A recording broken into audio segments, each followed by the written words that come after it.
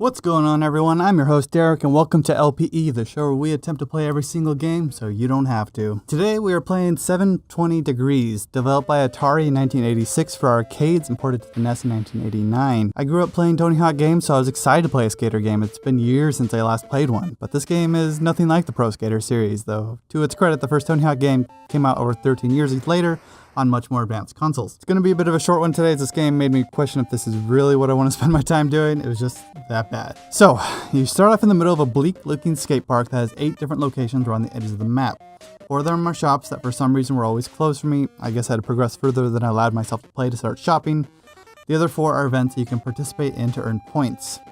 In order to get into these events, you must have tickets. You start with 3, but if you want to unlock more, you must reach certain score thresholds. When I first started, I was hoping to practice a bit in the open skate park, but I quickly realized that the time that you're allowed to spend out here is incredibly limited, and if you don't get to your next event before the timer runs out, which basically means you have to go directly from one event to the next, killer bees start chasing you and will kill you if they catch you. Which is very bizarre. The skate or die message at the top of the screen is just comedy gold. With having no time to practice, I set off to try the events.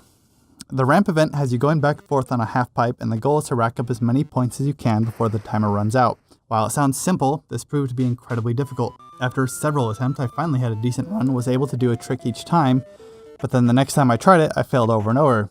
So yeah. The downhill event is just a race to the end with sharp turns that the player must time correctly when they jump off of each one.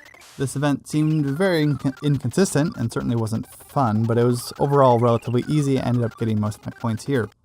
The slalom event is more of a ski event than anything else. I don't remember ever seeing skateboarders race downhill through flagpoles, but maybe they do. Who knows? I'm not sure why, but going in the right direction for this event seemed way more difficult than any of the others, and I was lucky to make it through a few of the flags, if any. Lastly, the jump event is a single jump that you try to do a cool trick off of to get some points. A relatively easy event, especially if you just do some basic tricks while riding to the finish line, but again, this seems more like a ski event than a skateboard one. The first set of levels are relatively easy. As long as you finish each of the events, not even necessarily with a medal, you're likely to have enough points to get the 4th ticket needed to do all 4 events. Once you complete the 4 events, you start over on the second class, and basically have to repeat the events again. You really have to pick it up though, as you don't have any tickets, and the high score thresholds to get more start to get really demanding.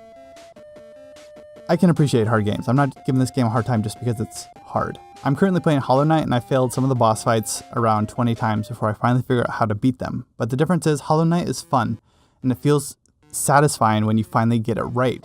I don't have that feeling with 720. 720 is bleak, boring, and not worth your time to play. There are a ton of other skater games you can play if you're looking for some skateboarding nostalgia. While yes, I didn't play through the entire game, it's basically just the same 4 courses over and over. If I was competing for a high score or something, then it might be enjoyable, but I'm just simply wanting to see all of the content, and I basically got all of that within 20 minutes of playing. The LPE rating system is primarily based on, is it worth your time to play today? And 720 Degrees gets 0 out of 7 in this regard. I think it would have been a bit more successful if the timer for the main skate park area was longer or just removed altogether, but because this is a game that was originally developed for arcades, I can see why they implemented it.